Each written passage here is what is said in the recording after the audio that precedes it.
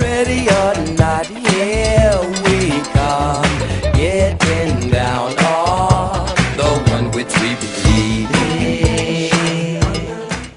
This is the first interview that I'm doing based on locking here with locksmith Henrik from Denmark. And before we started, I just wanted to talk a little bit about kind of how we linked up and the connection between yourself and me and my group out here in DC.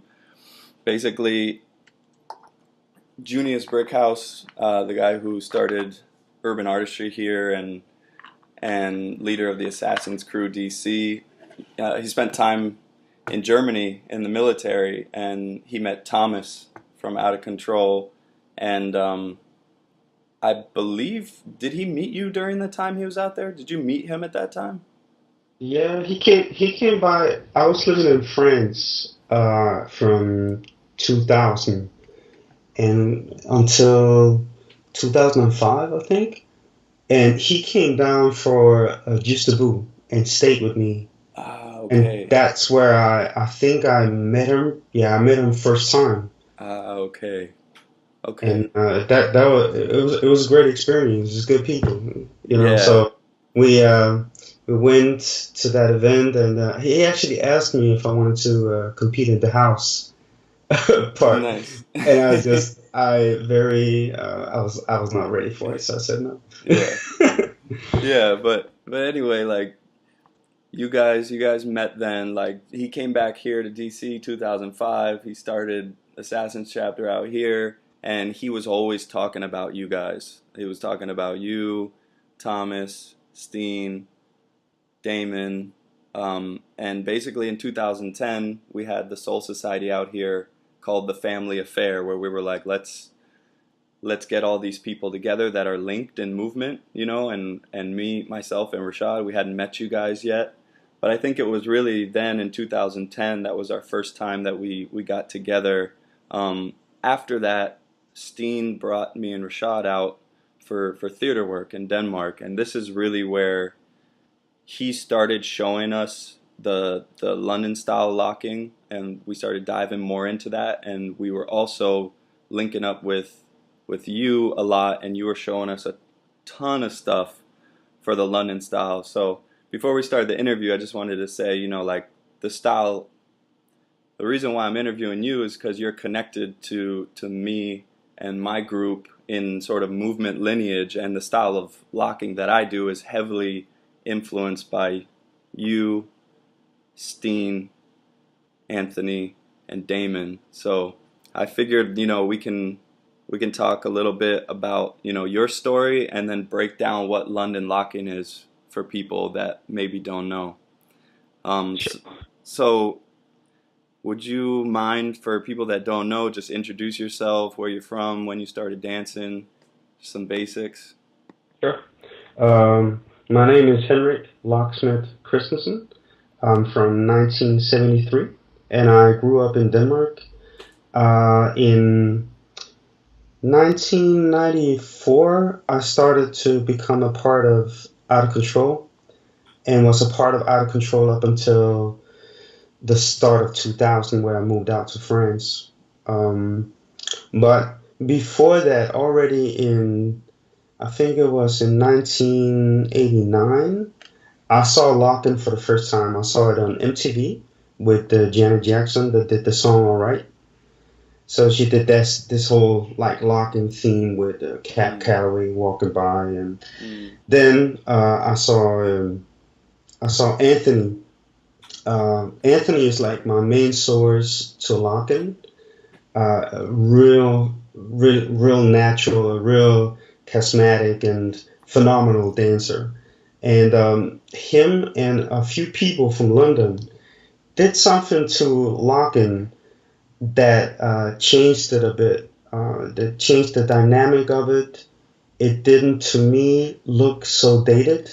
mm, It looked like something from the future. mm, Something I never seen before. I was very excited when I saw it.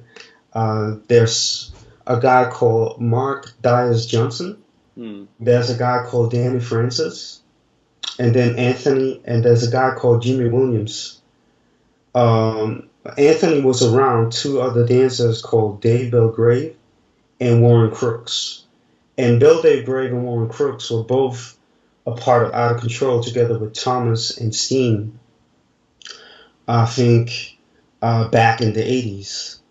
And they kind of had a breakthrough with this very popular TV show that was going on every Saturday, I think, where they were kind of the house dancers of the show. Right.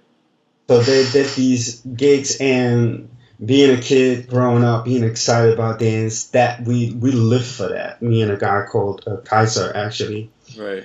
And we formed our own little group called System of Survival, and emulated what we saw Out of Control doing, and trying to do our own thing as well. The internet was not available to us. So we had to work hard and go out to these happenings, go out to the clubs and see the show and whatnot. So, and it was so funny, like when you saw something on the TV, you were just like super focused, and then it would be gone like as soon as it was done. Right. And you're like, oh, and I did not have a recorder or anything like that. So yeah, that's kind of how it started. I think in what happened to me personally with Lockin is in 2000 I left it. And the reasons why I left it is because it kind of a wave of the original style flooded the world, the dance world. And there was money to be made by the people who came out with this style or were connected to the original lockers.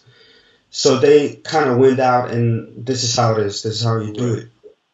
And all of a sudden, everybody danced the same. This individual style that is coming back now, actually. I see it happening now, which is great. Just kind of just vanished because everybody wanted to do it right. Everybody wanted to do it correctly. But it was very far from the way that I learned it. Right. So I lost interest, and then I got interested in house dance. Right. So I did that. I was very intrigued by house dance already in '96 when I went to New York the first time, and saw it on this club called Vinyl. So I was like, okay, let me grab onto that, and that kind of kept me, dancing, But then here in this year, actually, I entered the Justaboo Lock-in with one of my former students called Lofty, and we won for the Scandinavian part, and we went to Paris, lost our first round against India, but yet again, since we're doing something that's very different, it also needs time to be accepted. And I think the important part of going there and do it was to show something different. Right. So you said that like when some of the American teachers came over and the majority of people in Europe felt like, oh, I have to learn this the right way or the real way, that's when everybody, would you say that's when sort of the London style or the European style of locking started dying down? And what years do you remember people doing like an original London or European style before that happened? Like when did people come, and then when did it start changing? Around what time? What I personally think happened is, all this was big. This style, well, it was big here. Let me put it like that. It was a local phenomenon in England and in Denmark because those really great dancers from England came here and did something. So I never seen anybody do it since.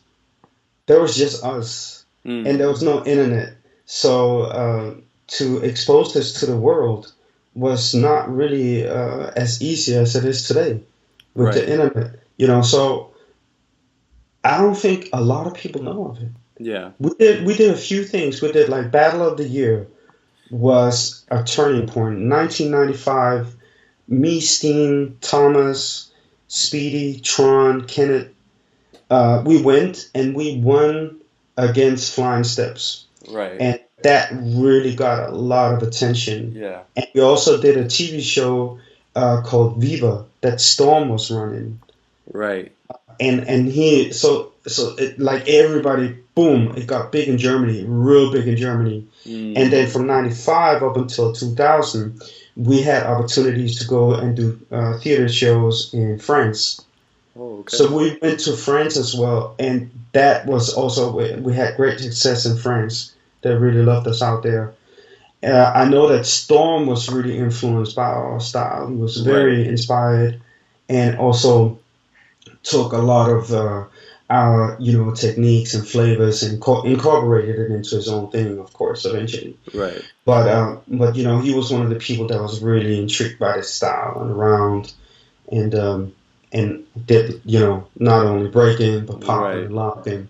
So I think when I stopped. I didn't stop, but when I lost my focus on locking in 2000, it was like everybody was just dancing like the original lockers. Yeah. A question about Battle of the Year. Like when I look back at that footage, and both those clips you mentioned, the TV show and the Battle of the Year, that's on YouTube, so people can find that. But when I look back at that, I almost don't see any other crews that had lockers and poppers. Like maybe a lot of b-boy crews back then had like one popper, right? And then maybe I don't know, I feel like, were you guys one of the first crews that was sort of like an all styles crew, like that kind of birthed this whole movement of all styles crew? Or do you feel like it was a common thing back then? Or is that why you guys were so different and did so well? It's because you had so many styles. It was definitely not the norm. Yeah. I think we were one of the few crews who could do everything. We only had one breaker, which was Wildcat. Yeah. And then Warren and him did a lot of things. Warren was able to break as well, and was a well-rounded dancer. He could do popping, locking, and breaking, and capoeira. So they did stuff together. But yeah, it wasn't the norm. I think popping was. It was like locking was not really something that. Yeah. And it's also, to be honest, it's a sophisticated style. It's like, to make locking look good, it takes a lot of work and effort. I mean, you know that. So yeah, for sure. Yeah. So it's just not. And also, I think there was just not a lot of information available. There was a few tapes, and a few people had these tape videotapes. Right. And it was well kept secrets. I mean, people was holding on to these tapes like, something from the Pentagon. Right. They were not about to share that with just anybody. And Steen was lucky to, get a few tapes from people. Right. And that was what we watched and learned from. Actually, I was just typing Rashard last night, because there's a video that went viral with locking that I haven't seen since then, that I saw on a tape that Steen had with these two really energetic lockers that are jumping around doing saltos, and that was kind of what me and Steen was aiming for. We were practicing 4 hours a day. Every day, so we became really tight in what we did, Yeah. So let's dig a little bit into London locking and tell people like a little bit more about it. I guess from your perspective, like, how would you explain what London locking is and what separates it from like the original way or the LA style? Okay, I think what I see is that it's very dynamic, locking is in general, but the London style, I think personally, it's big, it's dynamic, there's a lot of misdirection, multiple things are happening at once. There's different techniques, even as how to do the up-down lock is done differently. A lot of things are moved from the elbows. First, you move up the elbow, and then the arms come first. The angles are different. It's very clean. Um, it's very hard. It's very hard to explain in words. You know, I mean, I feel that you have to see it next to each other Right. to truly understand the difference. Is it what about like the clothing? I feel like that's a huge difference, or Yeah, it generalizing, but it seems like that's a right. big difference too. Yeah. It's not so much also about like look how funky I can be, look how happy I can be. It's Mm, a very cool on top, slick way mm, to move compared to the original style, which is more of a happy guy, a joking character, where our character is more like a really slick pickpocket from the 50s, mm, or a superhero for that matter, you know. mm. So I mean that's the feel I got when I saw this the first time. It looked like Spider-Man doing a locking solo, you know. It really looked like something out of this world. Yeah, Uh, and that was Anthony. When I saw him do this, I was just like, it was one of the most amazing things I've seen in my life. And I just really wanted to move like that. right. And I haven't seen that since, to be honest with you. You know, and it's not to put anybody down out there. You know, Yeah. there's thousands of amazing, great dancers, but uh, there's just something different to that. You know, and I don't know if it's because when you're young, you're more perceptive to what happening around you, and then when you get Mm, older, you look back on that. Oh yeah, that was the. mm. But to be honest, like honestly, I think no, I haven't seen anybody Yeah. better. Who who are some of the other like? Well, you mentioned like Diaz and Danny Francis. Would you would you say they all had slightly different styles as well, even though it was the London approach? Like, were they known for different things? Those some of those guys. Danny Francis is also a popper, but I remember when I saw him the first time, he did things that just really reminded me of Anthony. Where I was Mm. like, wow, there's one more, you know. Mm. Um, with Anthony, it's just like he have this amazing timing, Mm. and all his choice of postures or movement just look like he's on the go. He's ready to go. You know, it just looks Yeah. like. Um, and Danny Francis, he's also a papa. He's Yeah. also a papa. Uh, but he got like amazing, like really soft, nice control. With Mark Dias, I never met Mark Dias in real life. Yeah, actually I did, but real brief, like Yeah. just a hello. But he's a powerhouse. Like he's like his physique is just crazy. He's really strong and mentally strong. I heard stories about this guy could just sit down for the entire evening in the club and just be sitting still, and all of a sudden he would just run up the wall, do a flip, and land into a split, or slide up right under a table in a split and come up and do something. I heard like he would step off a stage and fly backwards into the room into a split. You know, this guy's just Right. like, yeah. So that was his thing. And there's a funny story that I got where they practiced, and then everybody came to practice. Yeah. And this is another thing that they did with the London style that I don't see anybody do, and it's not something I've been exposed to a lot myself. But they know how to work with props like Mm. jackets, knapsacks, hats. Well, you see it a lot with the hat. Yeah. You Yeah. see a lot of people play with that, but with jackets and knapsacks and stuff like that. So they came to practice, and Yeah. Dias, he got angry. He was like, "You guys don't practice." So he took off his jacket, had like this like trench coat that went down to the thighs or something.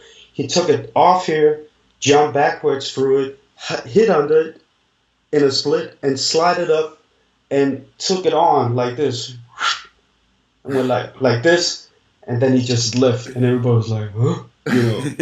So, and I seen these things. I seen Anthony is able to do these things, and it just looks like wow, it looks like a magic trick when it's Yeah, done. So I think that's also something that separates them from the original style. yeah, yeah. There's a lot of stories like that I've heard from you and from Damon, like different ones about Anthony and Dias and Danny Francis. Like these guys, like seem so like such characters. They just seem like such Absolutely. personalities, you know?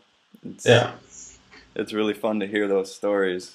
Um, I was also going to ask you, like, do you feel like things that were going on in London influenced the style, like the culture of London? Like, I feel like there was like a jazz rock scene going on, and maybe this had some influence. Were there other things that were like influencing these guys in London? Yeah, absolutely. They had a scene they called it boogie toe, Yeah, and boogie. in France they called it jazz rock, That's right. Yeah. and it's an underground jazz scene. A few people are carrying this on. I know there's a guy in France. There's John that Right. has the Summer Dance Festival Mm-hmm. and House Dance Festival. Yeah. He knows about this style. So yeah, that had a huge influence and I think because that style of dancing, what they also very much into is like you're dressed really proper. Yeah. You're dressed in a suit. Mm-hmm. Everything matches. You got the nice shoes. You got the Yeah.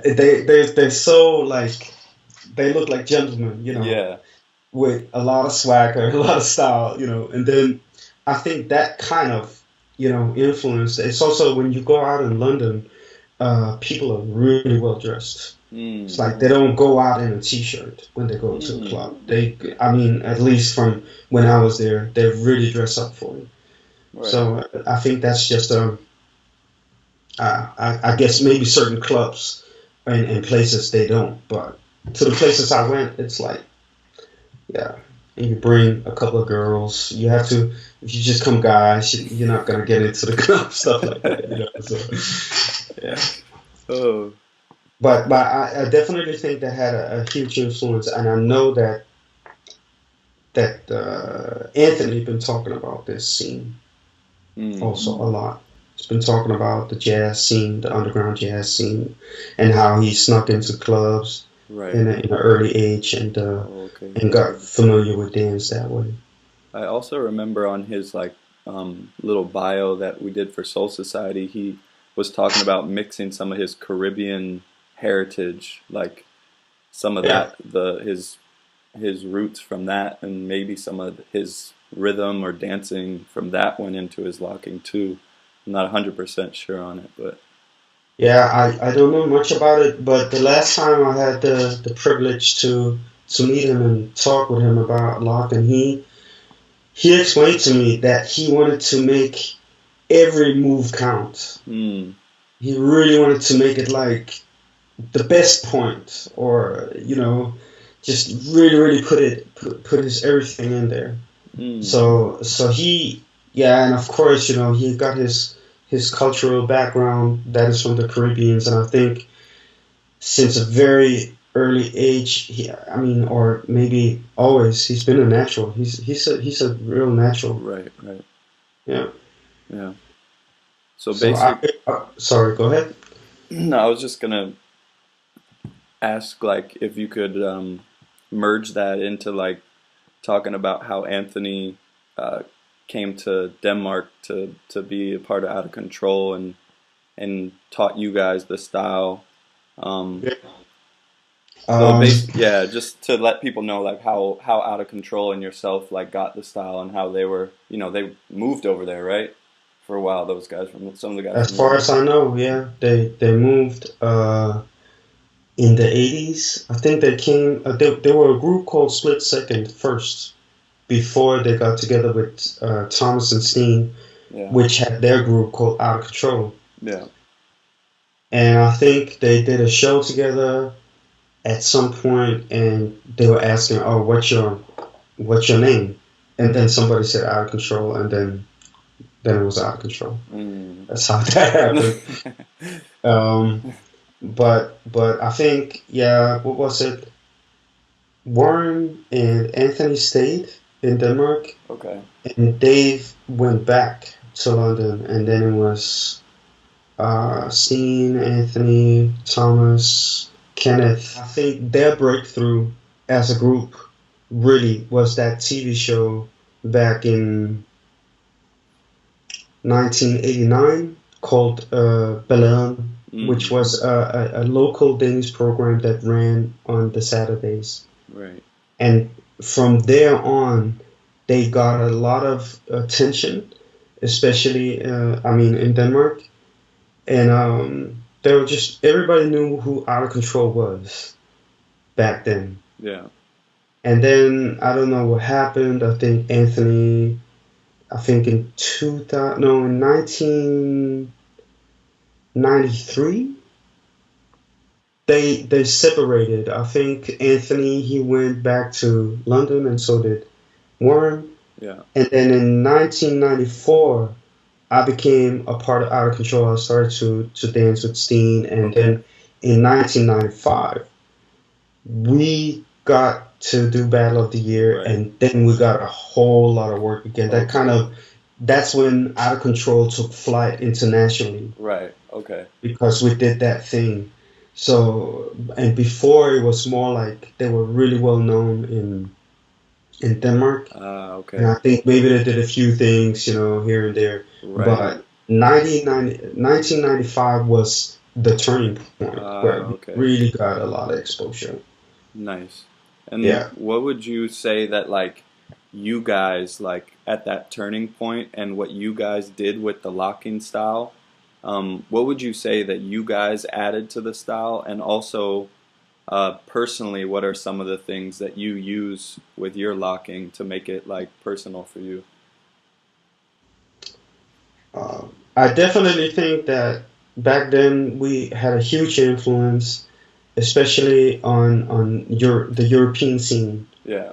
Throughout Germany and France, which were the places where hip hop dance was big. It was really big in Germany and France, and then up here in Scandinavia. Yeah.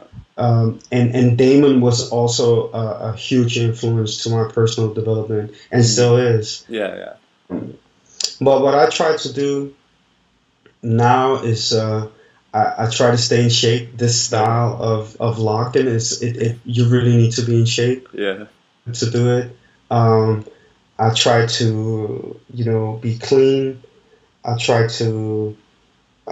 I'm focused on rhythms and flow, and also thinking in levels and dimensions, and move with purpose, but also let go. Because some of the greatest things happen sometimes when you just let go. Yeah. And truly connect with what I hear. Also listen to different kinds of music. I think one thing that could be better with the lock-in scene and also the break-in scene is the change of music. Yeah. It's very stuck in one particular style of music, and I do understand that a certain tempo needs to be there, Right. but I think that could change, and I do see change. I do see some of the best lockers out there, or that is recognized that some of the best lockers and are carrying the torch for that style are doing changes and also moving to different type of sounds. Yeah. Which is really refreshing, and I think it's needed also for the idea that everything doesn't have to look the same. And it will also give room for this style, because a lot of people actually have an opinion about this style that's not how you do it. That's not the right way, so it's wrong. Right. Right. And that's just, I think it's narrow-minded, and it's a little bit sad also. Right. Because but now I see that it's changing, and the fact that I did this thing in January, I don't know if that was what happened, but before that, because I dance very different compared to everybody else, I have seen a change. Yeah. So I believe that every action is has this ripple effect. Yeah. So at least a couple of thousand people have seen these videos that we did, and it does something. And whoever is curious about this, there is footage online. There's the Battle of the Year '95. There's the Viva TV show.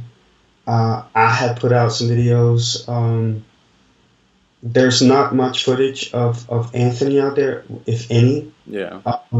But that's at least that's something. So, and then I know you guys is also a really good example of what this style is. You have done something you put out there. So and hopefully, like I plan to put more. I plan to do more videos and put them out. And we got this, and we'll have this coming out. So hopefully, people will spark some interest. Hearing all the history and your story and what you're doing with locking now. Like it's still here. Like the London style and the Danish style, or whatever you want to call it. Like we're carrying that on, and we're still evolving it ourselves. Which is the cool thing. And I really like what you said about doing it to different types of music, because I think that's so true with locking. Like, I was a popper first, so I'm aware that like people pop to different types of music all the time, and that's really evolved the style. The style has evolved so much because of the music changes, and like I haven't seen that quite as much with locking. And personally, I love locking on hip hop, and I love locking on trap music and like different genres, because I feel like it brings new things out all the time. It does. Me personally, I do. I absolutely, I love hip hop music. I like house music. I do music myself. I listen to all types of music, and I think that's really crucial to the development of lock, and not only that, it's something that's done like super fast too, because that can just it can be too much. It's a beautiful thing when you're actually allowed to see what's going on also. But there's something cool about fast movements, but all the battles that are going on now is to music on 120 BPM or above. And it's just like, I think maybe 120 is slow. I think it's 130. And it's just like super fast. Ridiculous. Just like running through. That's my personal opinion. Yeah. I feel like, I think that's why I like doing it to hip hop, like, is because it slows it down and you can really let the movement breathe. And that's something that I observed from you and Steen is like, and I don't know if that's something you guys were doing with the style yourselves, is doing it on more hip hop, but I feel like you guys gave like there was a lot of this in your style, like a lot of heavy groove to it. Like the Viva tape, like the way you guys are moving there is big and funky, and like it's almost hip hop ish. Yeah, but we both like we love hip hop, and we're not known as hip hop dancers, but it's something that it's a style of dance that we also love doing. And this heavy bounce that you see in old school hip hop, we like to have that in locking as well, because the executions just look so like solid. And it's really in your face. So I enjoy that a lot too. And also when I teach, I'm not teaching to super fast music. It goes to this slightly slower music, or hip hop for that matter. Yeah. Do you also you do martial arts and you do a lot of house dance. Does that influence your locking in different ways too? Like mixing styles? Do you do some of that? Yeah, during the first other thing I did instead of dancing only was capoeira. Capoeira gave me a bigger range. It gave me a better shape and control. So that was the first thing that you could consider being martial art. Later in life, I got into a system called Silat, which is a combat system from Indonesia, Malaysia, in the Philippines that do something called Kali Silat Kali. And it really and truly, who got me on to that was a guy called Tony McGregor from New York and Sekou Haru. They were doing it, and I just got intrigued, and I was like, wow, where can you learn this? And I ended up traveling out to these countries and practicing, and just like I would do with hip hop. For me, it's just like hip hop. You go out there, you learn skills, you bring it back home, and then you just train, and perfect it. I also have a job on the side where this is a good tool. I work security, and then I dance on the side. But what that gave me is it gave me a different control. It also gave me relaxed energy or power that is it's something that I never understood until later in life with Anthony, for example. When he moves, everything is super relaxed, but it looks really hard. Right. So when I had to teach somebody, they would tense up and they were like, they had, because they wanted to make it look strong. And a lot of people, they connect strength with being tense, right. But really and truly is you got to be relaxed and controlled. So that was very helpful with especially the silat that I'm still practicing these things. So I think everything has a huge influence on your development. Yeah. Sure. And also, another thing that I want to make sure that I say out loud is that, bringing us out in 2010 was it was a different experience, but it was so refreshing to meet somebody like you and Rashad that had a huge interest in this. That you guys were really, really interested in this. Yeah. And I think that kind of, it just goes to show that everybody needs everybody, because I don't believe that if that didn't happen, I wouldn't say that I wouldn't lock ever again, but I would not really put my focus there. Right. But because of the interest of someone else, it's like, okay, then you gotta, what was it really that I was doing, and then it kind of sparked things up again. So that was, I think that was really positive. Yeah, well, I appreciate you saying that, because that was our hopeful goal, because we looked up to you guys so much. We look up to you guys so much, and we feel connected to you guys in lineage and movement, and we just want to carry that thing on. And Junius's idea and our mission as a group is to recognize people that are worth recognizing and maybe don't get as much attention, or they're not as known. So for us, it was just a part of what we do. We were like, we got to make this happen, and I'm really glad that we did, because we've been building consistently since. And you guys doing a great job. I mean, I'm really proud of you guys. What you guys do is really awesome to see.